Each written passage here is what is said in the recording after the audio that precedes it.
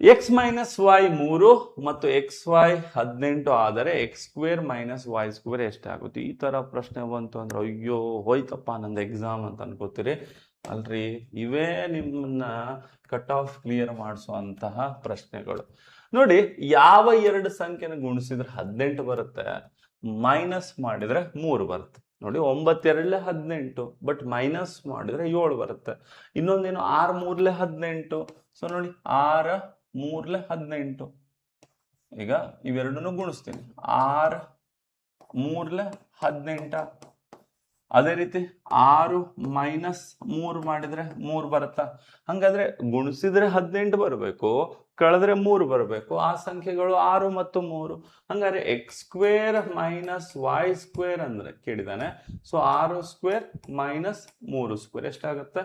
ಇದು 36, ಇದು 9. ಮೈನಸ್ ಆದ್ರೆ ಆನ್ಸರ್ ಏನಾಗುತ್ತೆ? 27 ಆಗುತ್ತೆ. ಅಷ್ಟೇ. ಟ್ರೈ ಮಾಡಿದಾನೆ.